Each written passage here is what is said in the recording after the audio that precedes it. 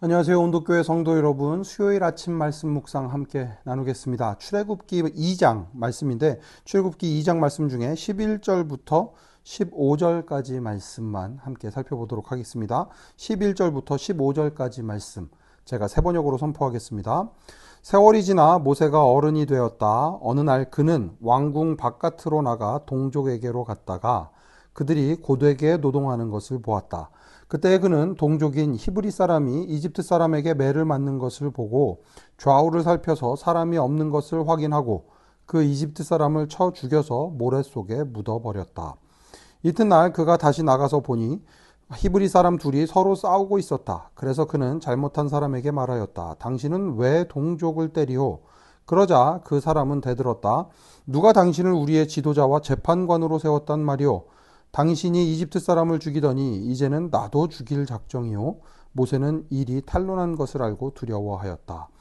바로가 이 일을 전하여 듣고 모세를 죽이려고 찾았다. 모세는 바로를 피하여 미디안 땅으로 도망쳐서 거기에서 머물렀다. 아멘. 드디어 모세가 등장을 했습니다. 누구와도 비교할 수 없는 등장인물이죠. 출애굽기의 가장 중요한 주인공이라고 할 수 있는 모세가 등장을 했습니다. 모세가 태어나고 또 공주의 손에서 자라게 되는 내용들은 저희들이 살펴보지 않고 그 다음에 성인이 된 이후에 일어난 일들에 대해서 저희들이 좀 함께 보려고 합니다. 11절 보면 모세가 어른이 되었습니다. 왕궁 바깥으로 나가 동족에게로 갔다가 그들이 고되게 노동하는 것을 보았습니다.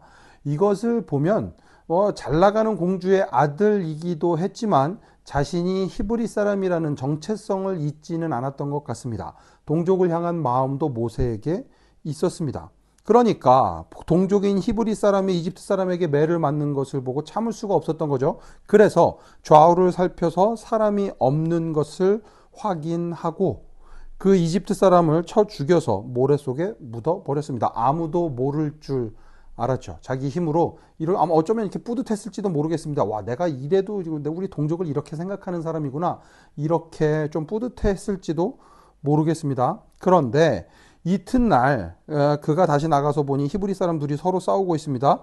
잘못한 사람에게 당신은 왜 동족을 때립니까? 라고 이야기를 하는 거죠. 이것도 자기들의 동족을 위한 마음이 있었기 때문에 한 이야기였습니다. 그런데 여기서 아주 기겁할 만한 이야기를 듣게 되죠.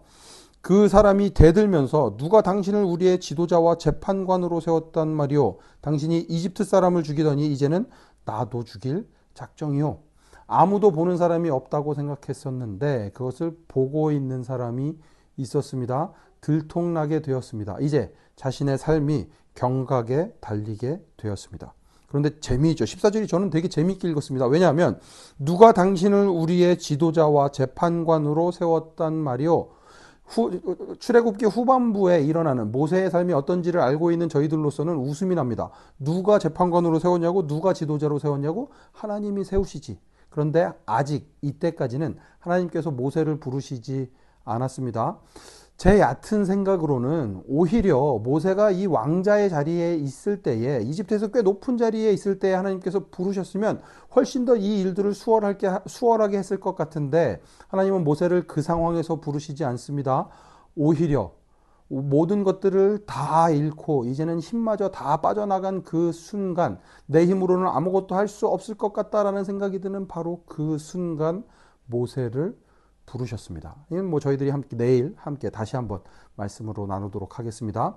오늘 본문에 조금 더 집중을 해서 다시 한번 살펴보자면 15절, 바로가 이 일을 전하여 듣고 모세를 죽이려고 찾았다. 모세는 바로를 피하여 미디안 땅으로 도망쳐서 거기에서 머물렀다.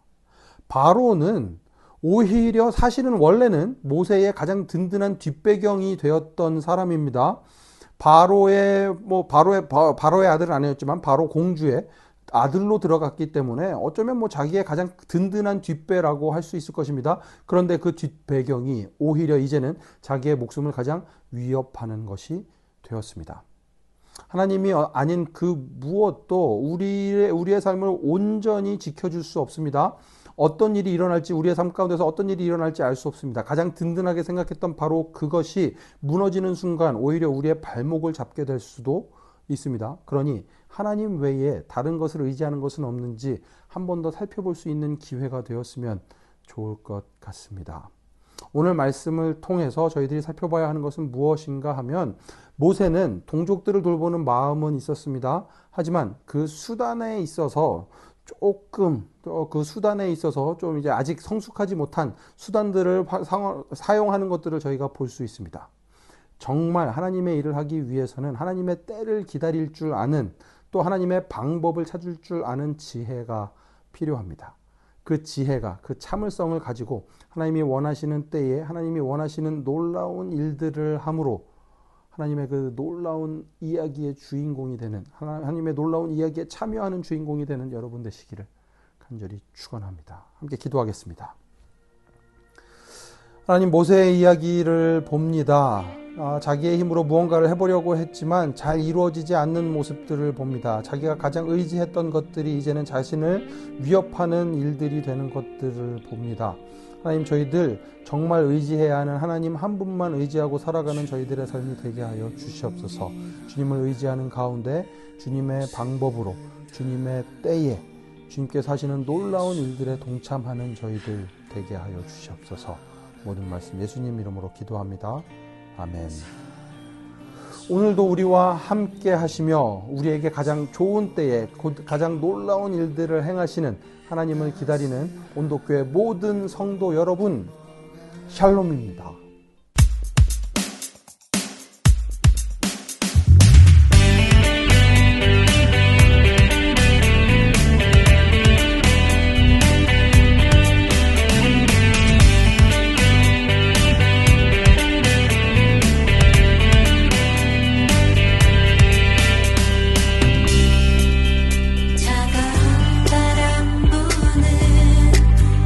얼어붙은 세상에